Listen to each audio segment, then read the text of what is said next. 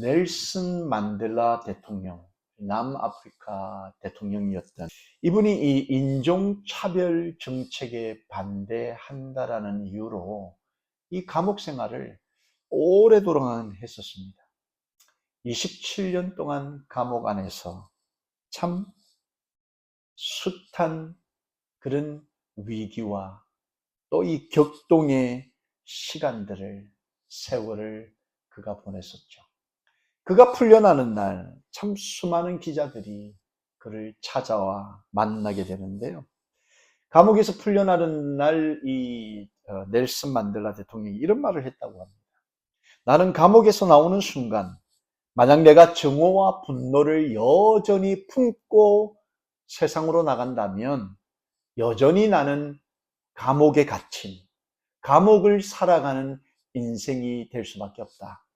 그런데 나는 그 모든 분노, 증오 다 감옥 안에 내버려 두고 이제 나는 자유인으로 세상을 나간다.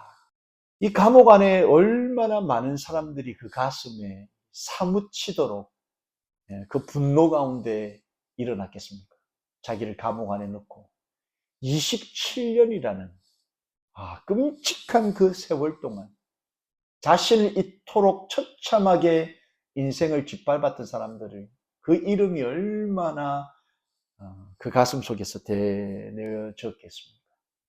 그런데 그가 그 27년간의 그 감옥 생활을 이제 떠나면서 그 감옥 안에 모든 분노, 증오 다 내려놓고 자유인으로 세상을 나간다는 거죠. 분노와 증오가 있는 이상 그가 아무리 감옥을 떠났다 할지라도 여전히 그 영혼의 감옥을 그는 떠날 수 없는 거죠. 그래서 그 분노와 그 증오심, 그 미움과 살인하고자 하는 그 마음들을 다 내려놓고 진짜 자유인으로 세상 속에 나갔다. 여러분, 우리가 자유인으로 이 땅을 살아가는 것 같아도 우리 스스로를 올가매고 있는, 그래서 자유를 잃어버리고 여전한 속박 가운데, 여전한 감옥을 우리 스스로가 살아가는 경우들이 얼마나 많은지 모른다는 거죠.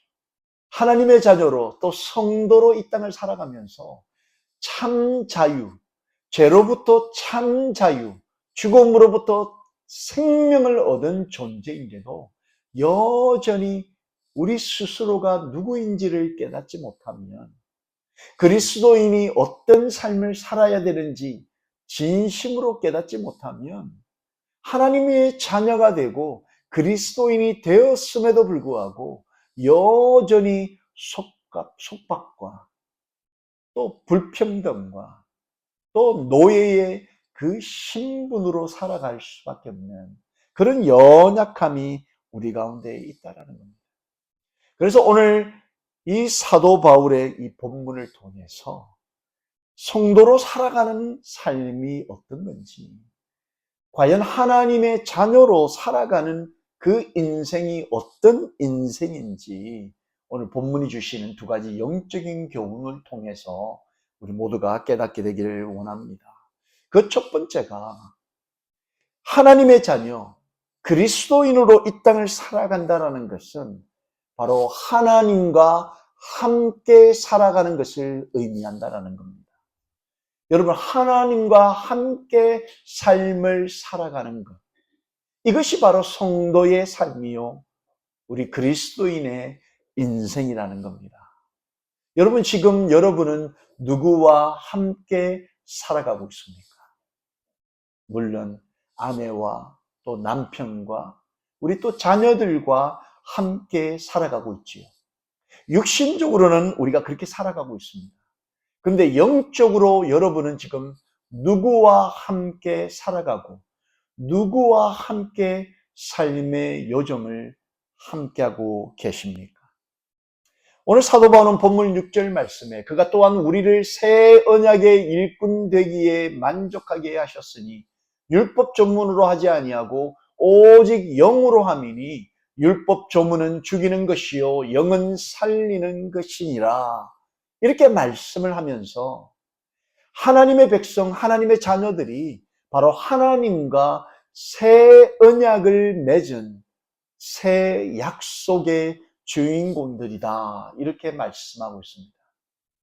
여러분, 우리가 하나님과 약속을 했다라는 거예요. 근데 이 약속이 율법 조문으로 아니하냐고, 구약의 그 율법에 나와 있는 조문, 그 약속이 아닌 영으로 하나님과 우리가 영적인 관계로 서로 약속을 맺은 관계다. 이렇게 말씀하고 있습니다. 여러분, 우리 하나님이 영이시잖아요. 그래서 무소부재하시죠. 하나님이 계시지 않은 곳이 존재하지 않는 겁니다. 하나님은 저와 여러분과 함께 하시고 저와 여러분의 가정 속에 함께 하실 뿐만 아니라 우리가 걸어다니며 우리가 생활하는 모든 곳에 존재하는 분, 바로 그분이 살아계신 하나님입니다. 그 영의 하나님, 그 하나님과 우리가 영으로 약속을 맺었는데 그 약속이 바로 하나님과 우리가 아버지와 자녀, 그 약속을 우리가 맺었다는 거예요. 이 약속이 영으로 맺은 약속이기에 깨어질 수 없고 끊을 수 없는 약속이다. 여러분, 이 땅에서의 약속을 한번 생각해 보십시오. 우리가 얼마나 많은 계약을 합니까? 우리가 차를 운전할 때 인슈런스, 우리가 보험을 들지 않습니까? 보험이 약속이죠. 피보험자와 이 보험자 간의 약속을 맺었습니다. 그래서 무언가 문제가 생기고 무언가 사고가 났을 때 그 사고에 대해서 보험사에서 약속한 대로 도움을 주겠다. 그 약속을 하는 거죠. 그런데 가끔씩 여러분, 이런 인간적인 계약들은 얼마든지 파기될 수 있습니다.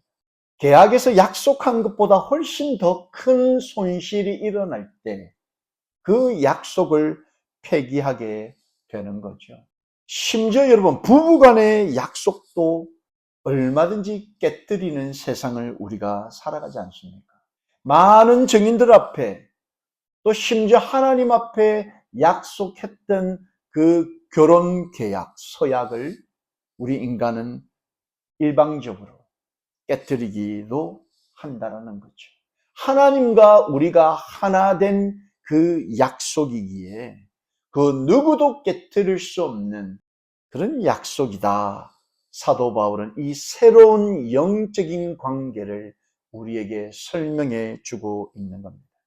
이 사도 바울 당대에 수많은 스승들이 있었지만 이런 새로운 개념의 이 관계를 깨닫지 못했고 깨닫지 못했기에 가르치는 이들이 없었기에 수많은 사람들이 여전히 하나님과 우리 인간의 관계를 율법 조문으로 해석하려고 한 여러 노력들이 그들 가운데 있었다는 겁니다.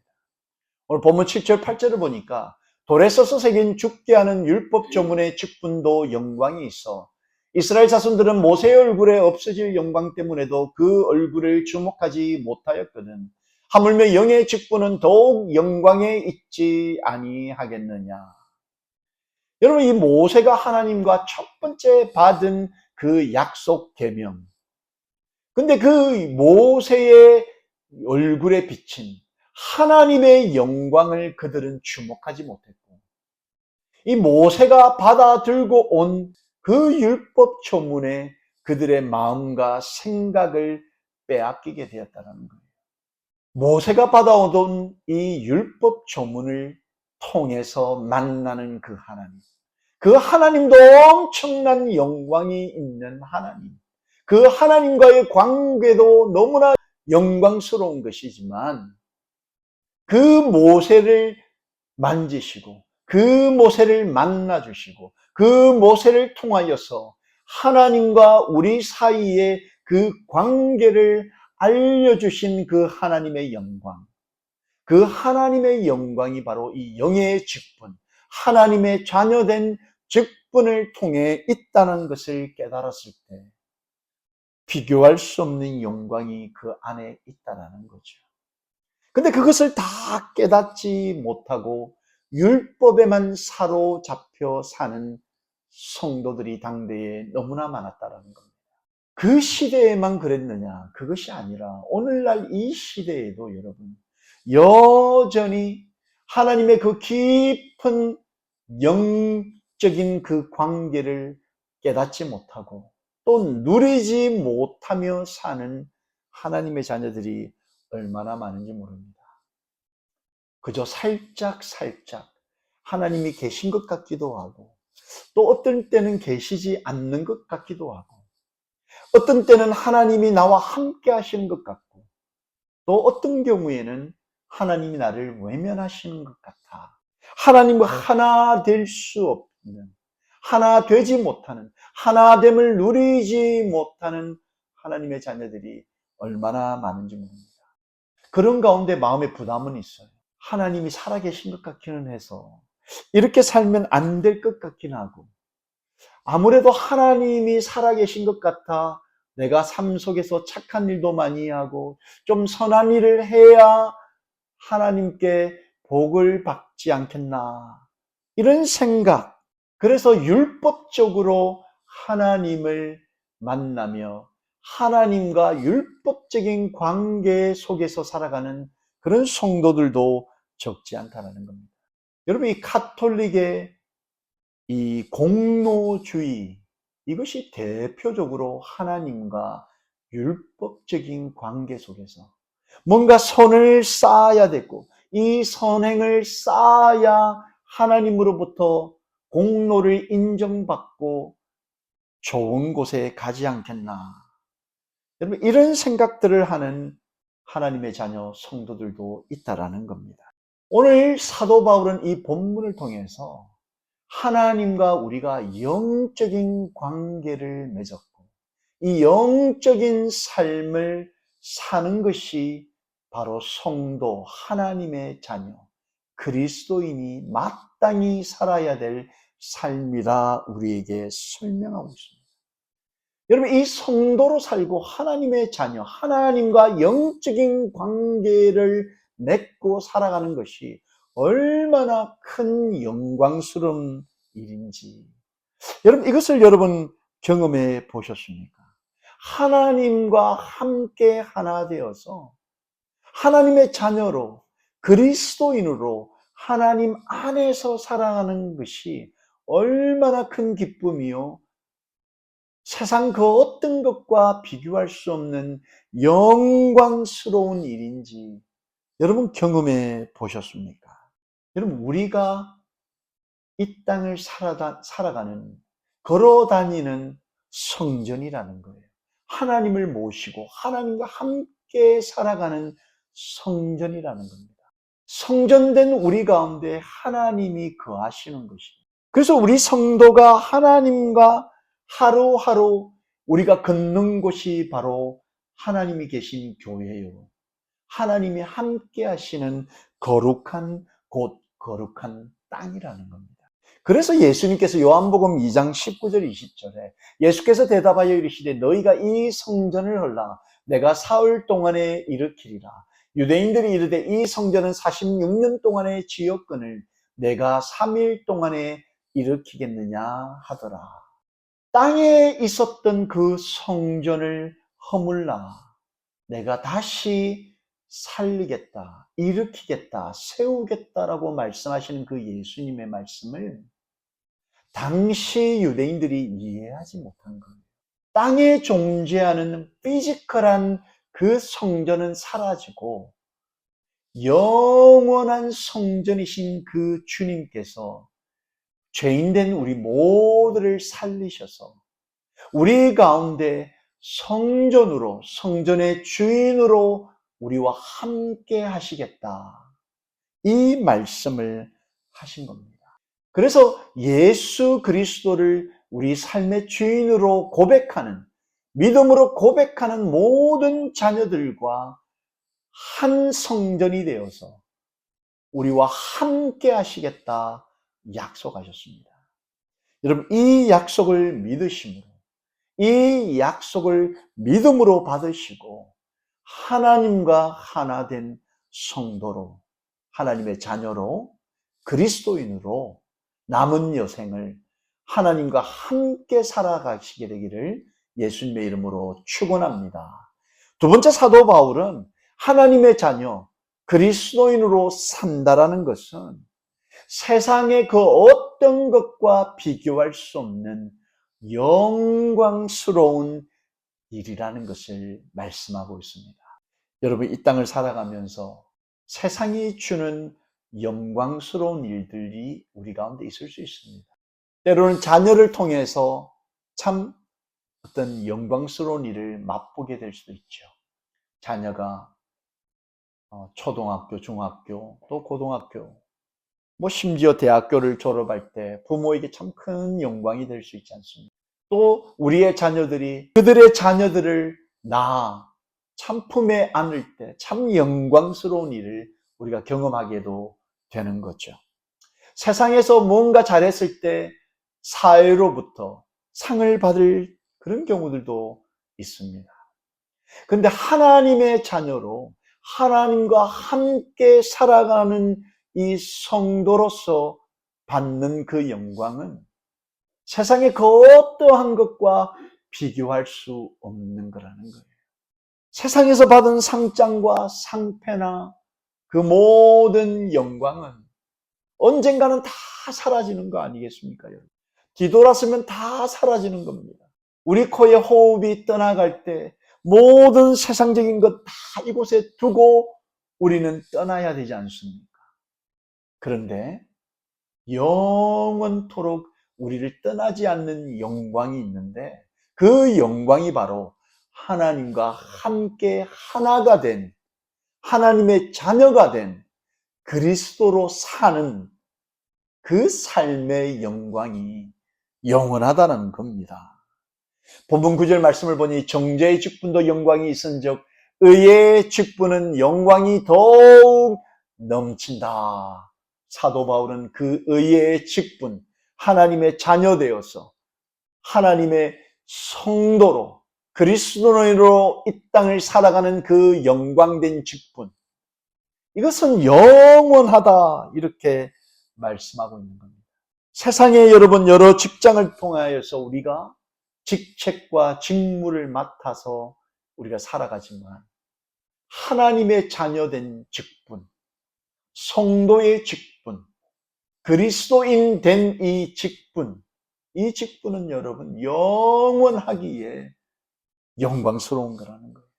난 그리스도인입니다. 하나님이 나와 함께 하십니다. 나는 하나님의 자녀 되었습니다. 여러분, 이 직책은 세상의 그 어떤 직책보다도 더 영광스러운 직책이라는 거예요. 그래서 이 땅을 살아가면서 여러분, 내가 그리스도인이라는 것이 자랑스럽다는 거예요. 저는 그리스도인입니다. I'm Christian. I'm Christian. 여러분, I'm born again이라는 이 말이 얼마나 영광스러운 말인지 모릅니다. 예수와 함께 죽고 예수와 함께 살아났습니다. 이 영광된 직분, 매일의 삶 속에서 여러분 부딪히는 그 어려운 힘든 여정 가운데 이 영광이 우리를 붙들면 여러분 살아갈 수 있다는 겁니다. 우리의 육신이 고단하고 지치고 힘들고 또 순간순간 외롭고 정말 말할 수 없는 삶의 답답함이 우리를 짓누를 때 다시 한번 우리가 떠올리는 것, 다시 한번 우리가 가슴으로 되새기는 것, 나는 하나님과 함께 살아가는 그리스도인입니다.